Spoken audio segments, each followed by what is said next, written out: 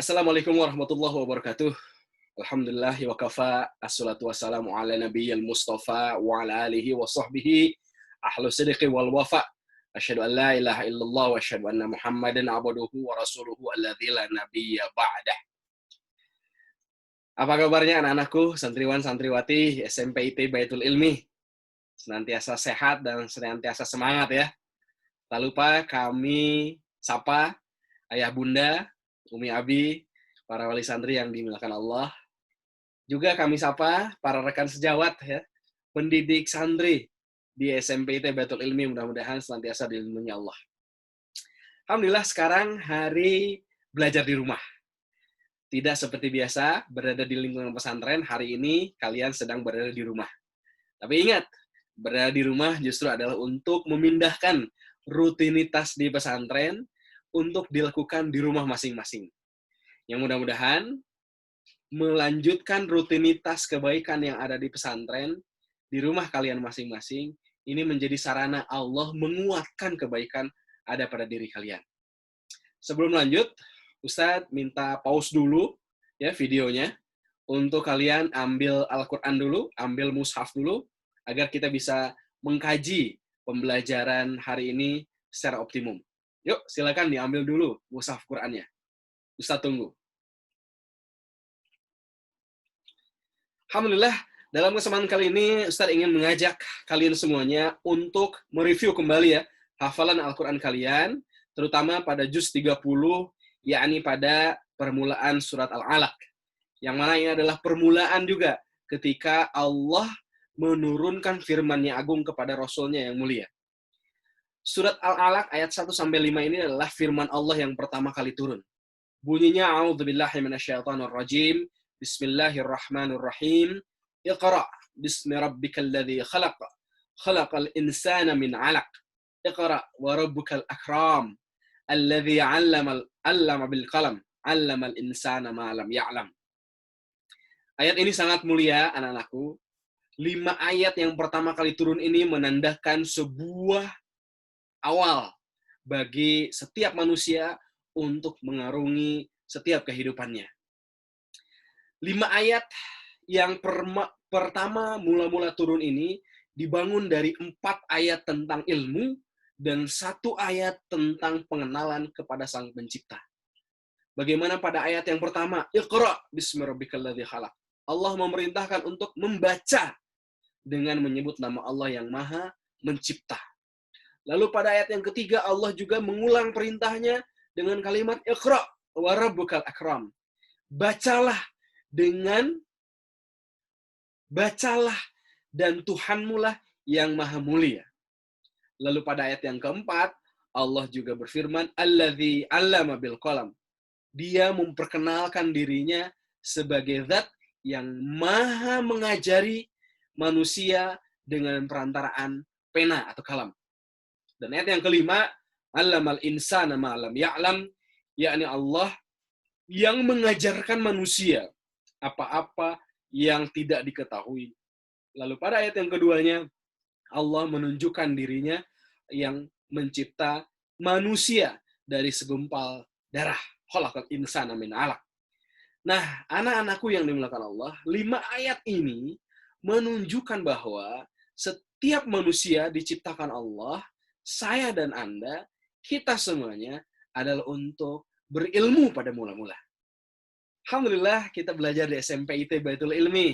Sudah 6 bulan kita lewati di semester ini. Dalam rangka apa? Dalam rangka untuk Iqra', untuk baca. Dalam rangka untuk apa? Untuk menerima 'allama bil qalam, pengajaran Allah, dan untuk juga menjadi orang-orang yang lebih tahu lagi. Maka anak-anakku yang dimuliakan Allah, ayo jadilah para pembelajar, jadilah para pencari ilmu, dan jadilah para pelajar abadi, karena kita diciptakan untuk Iqra', untuk ta'lim, untuk mengetahui hal-hal yang belum kita ketahui. Beruntung kita bisa menjadi seorang penuntut ilmu. Apa yang Allah Subhanahu wa Ta'ala telah berikan sebagai perangkat belajar bagi kita? Coba lihat lagi, buka mushafnya, surat An-Nahl, ya, surat 16, ayat yang ke-78. Ayo Ustaz tunggu. Silahkan dibuka dulu. Surat An-Nahl ayat 78. Kalau sudah ketemu, ayo tadabburi kita bersama-sama. Kata Allah, "A'udzubillahi minasyaitonir rajim. Wallahu akhrajakum min butuni ummahatikum." Dan Allah mengeluarkan kalian dari perut ibu kalian. La ta'lamuna syai'a, dalam keadaan nggak tahu apa-apa. Wa ja'ala lakumus sam'a wal absar wal afidah la'allakum tashkurun. Dan Allah menjadikan pendengaran, penglihatan, dan fikiran, ya, la'allakum tashkurun, agar kita menjadi orang yang bersyukur. Jadi di ayat ini, anak-anakku, Allah itu mengingatkan bahwa kita itu dilahirkan nggak tahu apa-apa, ya. Ketika kita dilahirkan brojol, begitu ya, nggak ada yang kita tahu. Maka Allah anugerahkan pendengaran, anugerahkan penglihatan, dan anugerahkan pikiran, akal, hati, begitu ya, agar kita bisa mempergunakannya untuk mencari tahu hal-hal yang tidak kita ketahui. Inilah perangkat belajar yang Allah berikan kepada kita, anak-anakku. Pakailah pendengaran, pakailah penglihatan, pakailah pikiran, akal, dan hati untuk belajar menjadi orang-orang yang tahu dan lebih banyak tahu lagi. Nah, Al-Quran yang Ananda semuanya hafalkan selama Baitul Ilmi, itu banyak mengarahkan kepada kita, umat Islam, untuk mencari ilmu. Pertama, Allah Subhanahu wa Ta'ala firmankan dalam surat Toha, surat 20 ayat 114. Ayo buka lagi mushafnya, ya. Jangan luput, jangan malas, jangan tidak bersemangat. Silahkan buka mushafnya. Surat 20 ayat 114, surat Toha. Ayo, mari kita sama-sama tadabburi. Di akhir, di ujung ayatnya, Allah Subhanahu wa Ta'ala berfirman, wa qur rabbi zidni ilman. Dan katakanlah, wahai Tuhan, tambahkan bagiku ilmu. Ini Masya Allah. Allah langsung mengajarkan sebuah doa kepada kita, umatnya. Sebuah doa yang isi doanya, isi permintaannya adalah isi untuk menambah ilmu. Ini maksudnya, ini artinya adalah agar kita, saya, dan kalian semuanya yang menyimak, menjadi orang yang setiap hari itu nambah ilmu. Maka setiap hari dengan baca Al-Qur'annya kita, baca terjemahnya Al-Quran kita, baca bukunya kita, ya, nonton media-media ilmunya kita, adalah agar kita setiap hari zidna ilman, ya, kita menambah diri kita dengan ilmu. Ini adalah arahan Al-Quran yang pertama untuk kita, untuk menjadi orang-orang yang senantiasa menambah ilmu. Al-Quran juga tidak luput mengarahkan kita untuk menuntut ilmu, untuk mencari ilmu di surat Az-Zumar, surat 39 ayat 9. Ayo, buka lagi. Ustaz tunggu. Surat 39 ayat 9. Allah Subhanahu wa Ta'ala berfirman, A'udzubillahi minasyaitonir rajim. Qul hal yastawil ladzina ya'lamuna wal ladzina la ya'lamun. Katakanlah wahai Muhammad, apakah sama orang yang tahu dan orang yang tidak tahu? Ayo, anak-anakku. Sama nggak orang yang tahu dengan yang tidak tahu? Tentu beda. Orang yang tahu jalan selamat, dia akan meniti dan menelusuri serta melewati jalan yang selamat. Orang yang tidak tahu jalan selamat, kesasar, tersesat. Orang yang tahu jalan untuk sukses, cara untuk sukses, maka dia akan menyicil cara-cara suksesnya. Sehingga bisa mencapai kesuksesan yang dimimpikannya. Beda dengan orang yang tidak tahu. Dia akan jatuh bangun, dia akan coba-coba, dia akan mungkin malas. Nah, orang yang tahu ilmu, orang yang tahu firman Allah adalah suatu hal yang mulia dalam kehidupan. Dia akan senantiasa menambah hafalannya, terus berinteraksi dengan Al-Quran. Berbeda dengan orang yang nggak tahu, menganggap Al-Quran hanya bacaan pas Ramadan saja. Al-Quran sebagai bacaan ketika ada yang meninggal saja. Nah, oleh karenanya, kita semuanya adalah orang-orang yang tahu insya Allah. Maka istiqomalah di jalan ilmu. Innama yatadzakkaru ulul albab. Kata Allah di akhir ayatnya, sesungguhnya orang-orang yang berfikir itu adalah orang-orang yang berakal. Maka gunakanlah akal untuk berfikir, anak-anakku. Gunakanlah akal untuk memikirkan ilmu, anak-anakku. Sehingga dengan itu kita menjadi orang-orang yang berilmu. Ini arahan yang kedua yang diarahkan oleh Allah Subhanahu wa taala agar kita, saya dan kalian mencari ilmu. Yang ketiga, Al-Qur'an juga mengarahkan kita di surat 58. Ya, surat apa 58? Ada yang tahu? Yes, Al-Mujadilah ya, ayat yang ke-11. Ayo, silahkan dibuka masing-masing mushafnya. Kita tadaburi bersama. Surat 58 ayat 11, Allah Subhanahu wa taala berfirman di pertengahan atau agak akhir ayatnya, Allah Subhanahu wa taala berfirman, "Yarfa'illahu alladhina amanu minkum." Allah meninggikan derajat orang-orang yang beriman di antara kalian, "walladzina utul ilma darajat." Dan orang-orang yang berilmu. Jadi bukan hanya beriman, tapi selain beriman, dia berilmu, Allah akan naikkan derajatnya beberapa tingkatan derajat, kata Allah. Wallahu bima ta'maluna khabir. Dan Allah terhadap apa yang kita lakukan itu sangat mengetahui. Maha mengetahui. Nah, anak-anakku, orang yang berilmu, kata Allah, Allah akan naikkan derajatnya. Dan memang itu yang terjadi. Coba lihat sekitar kita. Orang-orang yang hanya pakai otot, tidak pakai otak, artinya hanya menggunakan tenaga saja ya, tidak pakai ilmu, adalah orang-orang yang mungkin dibayarnya sehari itu 100.000. Tapi bagaimana orang-orang yang memakai otaknya ya, untuk bekerja, untuk berpenghasilan, dia berani dibayar sangat mahal. Inilah tanda awal bagaimana Allah menaikkan derajat orang yang berilmu itu beberapa derajat. Apalagi kalau kita selain berilmu, kita adalah beriman. Apalagi kalau kita selain beriman, kita adalah orang yang berilmu. Niscaya Allah akan naikkan derajat kita di hadapannya. Maka anak-anakku yang dimuliakan Allah, ya, jadilah para penuntut ilmu yang tidak salah fokus. Hati-hati di rumah nih, ya, jangan salah fokus. Ketika Allah sudah menganugerahkan kepada kita ilmu Al-Quran, maka fokus dengan ilmu Al-Quran. Fokus dengan holy book. Jangan sampai Facebook dan Instagram itu mengacaukan konsentrasi kita. Jangan sampai Facebook dan Instagram itu mengacaukan fokus kita. Ingat, Allah menaikkan derajat orang-orang yang berilmu dan beriman. Orang yang beriman dan berilmu itu beberapa derajat. Ilmu Al-Quran luar biasa. Yang keempat, Al-Quran juga mengarahkan kita semuanya di surat 35 ya, surat Fatir. Silakan ayo dibuka lagi surat 35, surat Fatir ayat 28 ya. Allah Subhanahu wa taala berfirman, A'udzubillahi minasyaitonir rajim, "Wa minan nasi wad-dawabi wal an'am." Dan manusia, binatang melata dan binatang ternak, mukhtalifun alwanuhu kadzalik. Allah menciptakan semuanya itu berbagai macam warna kulitnya dan jenisnya. Lalu penggalan ayat berikutnya, innama yakhsyallahi min ibadihil ulama, kata Allah. Allah menyebutkan sesungguhnya orang yang paling takut sama Allah dari hambanya adalah orang yang berilmu. Ulama, saintis.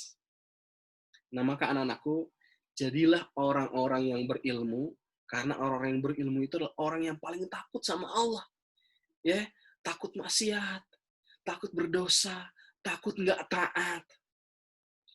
Kenapa harus takut? Karena kalau kita ditinggal Allah, kalau kita nggak bisa pulang ke Allah, kalau kita nggak bisa masuk surga, maka kita masuk ke neraka, maka kita akan diazab oleh Allah, maka kita akan ditinggal oleh Allah. Ngeri ketika keadaannya seperti itu, anak-anakku. Maka jadilah orang-orang yang berilmu. Dengan berilmu kita makin takut sama Allah. Kalau makin takut, makin dekat sama Allah. Kalau makin dekat, makin mesra, makin hangat, makin dekat, makin erat kita dengan Allah. Ilmu kuncinya. Maka selain Al-Quran, patutlah kita lihat juga bagaimana As-Sunnah itu mengarahkan kita, orang-orang yang beriman, untuk senantiasa mencari ilmu. Kata Rasulullah SAW dalam hadis yang diriwayatkan oleh Ibnu Majah, "Thalabul ilmi faridatun ala kulli muslimin." Mencari ilmu itu wajib. Kalau bahasa Ustaz masih ingat, wajibul kudu, wa musti, wa harus. Wah, ya. Untuk apa? Untuk senantiasa menuntut ilmu. Setiap muslim wajib menuntut ilmu, wajib nambah ilmu. Setuju? Sepakat ya? Yang kedua, Rasulullah SAW juga bersabda bahwa kelebihan seorang alim, orang yang berilmu, dibandingkan dengan orang yang senantiasa beribadah tanpa ilmu, itu bagaikan kelebihanku, kata Rasulullah SAW, dibandingkan orang yang terendah di antara kalian. Maka orang-orang yang berilmu, lalu beribadah dengan ilmunya, orang yang berilmu, lalu beramal dengan ilmunya, itu bagaikan kedudukan Rasulullah SAW dibandingkan orang-orang yang terendah di antara kita. Nauzubillah. Maka dari itu, ayo cari ilmu terus, tambah ilmu terus, ya, agar kita ditinggikan derajatnya di hadapan Allah Subhanahu Wa Taala. Bahkan Allah Subhanahu Wa Taala pun ketika menginginkan kebaikan pada diri kita, kalau Allah ingin kalian baik, ingin saya baik, maka Allah akan yufaqihu fid-din, kata Rasulullah SAW. Allah akan memahamkan kita, memandaikan kita dalam perkara ilmu agama. Maka carilah ilmu terus, terutama ilmu agama, ilmu Al-Quran, agar kita bisa menjadi orang yang dibaikkan oleh Allah Subhanahu Wa Taala. Lawannya baik apa? Buruk. Nauzubillah, sekali lagi. Nauzubillah. Ini hadis diriwayatkan oleh Imam Al-Bukhari dan Imam Muslim. Hadis yang keempat yang bisa Ustaz sampaikan adalah bagaimana seorang yang berilmu itu lebih berat bagi setan itu untuk menggodanya daripada 1000 ahli ibadah. Satu orang yang berilmu, setan itu berat menggoda mereka dibandingkan 1000 ahli ibadah. Maka jadilah orang yang berilmu sehingga setan kesulitan untuk menggoda kita.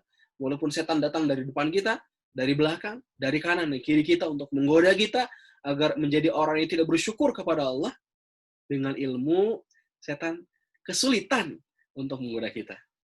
Ilmu-ilmu agama, ilmu-ilmu Al-Quran adalah ilmu yang patut dicari untuk kita bisa menjadi seorang yang dijauhkan dari godaan setan. Yang kelima, Rasulullah SAW bersabda, kita, saya dan Anda, boleh iri, tapi hanya kepada dua pihak. Yang pertama, iri kepada orang yang dikasih kekayaan, lalu sedekah mereka. Yang kedua, boleh iri kepada orang yang punya ilmu, lalu diamalkan dan diajarkan. Nah, ini luar biasa anak-anakku. Orang-orang yang dikasih ilmu pantas diirii ketika mereka dengan ilmunya itu beramal, ketika mereka dengan ilmunya itu mengajarkan. Lagi-lagi orang yang berilmu. Yang keenam adalah sebuah hadis yang disampaikan oleh Rasulullah SAW tentang bagaimana orang yang berilmu itu akan dimudahkan masuk ke dalam surga. Kata Rasulullah SAW dalam hadis yang diriwayatkan oleh Imam Muslim, "Man salaka tariqan yatamisu fihi ilman, sahhalallahu tariqan ilal jannah." Ya, barang siapa yang meniti sebuah perjalanan dari Jakarta ke Cianjur, dari Bandung ke Cianjur, dari Jawa Tengah, Jawa Timur ke Cianjur, dari luar Jawa ke Cianjur, untuk menuntut ilmu Al-Quran, maka kata Allah Subhanahu Wa Taala melalui lisan Rasulullah SAW, Allah akan mudahkan perjalanannya menuju ke dalam surga. Masya Allah. Memang hanya dengan ilmu sebuah perjalanan itu bisa mudah. Hanya dengan ilmu masuk surga itu dipermudah oleh Allah Subhanahu Wa Taala. So, yuk terus semangat mencari ilmu. Yang ketujuh, anak-anakku, Rasulullah SAW bersabda, jika anak Adam meninggal, jika manusia meninggal, akan terputus amalnya tuh. Udah finish, udah wakaf, udah titik. Ya, kecuali 3 hal. Jadi ada orang yang wafat, tapi rekening pahalanya tuh nambah terus. Itu 3 orang saja. Yang pertama adalah orang-orang yang bersedekah jariah. Ya, sedekah ke masjid, sedekah untuk biaya pendidikan, sedekah untuk pembangunan fasilitas umum, maka pahalanya terus mengalir. Yang kedua adalah ilmu yang bermanfaat. Lagi-lagi nih, anak-anakku, ilmu yang bermanfaat itu nggak akan putus pahalanya, ya, walaupun manusia sudah wafat, walaupun kita sudah wafat. Ini luar biasa ilmu yang bermanfaat. Yang ketiga, anak-anakku, adalah seorang anak yang senantiasa mendoakan orang tuanya.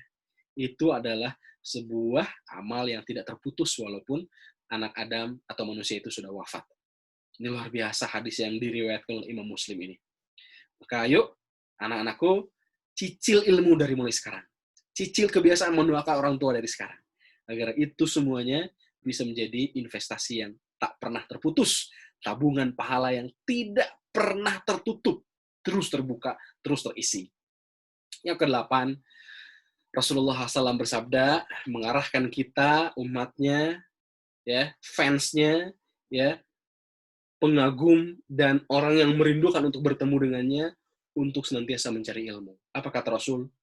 Barang siapa keluar rumah untuk berusaha mencari ilmu, ya, kalian keluar dari rumah masing-masing untuk mencari ilmu, kata Rasulullah SAW, maka dia sedang berada di jalan Allah sampai dia pulang. Maka dia sedang fisabilillah sampai dia kembali. Masya Allah. Ini adalah kemuliaan dalam berjalan atau menempuh perjalanan dalam menuntut ilmu. Lagi-lagi menuntut ilmu itu sedemikian mulia di hadapan Allah. Nah, anak-anakku, terakhir ada nasihat dari Imam Syafi'i untuk para penuntut ilmu.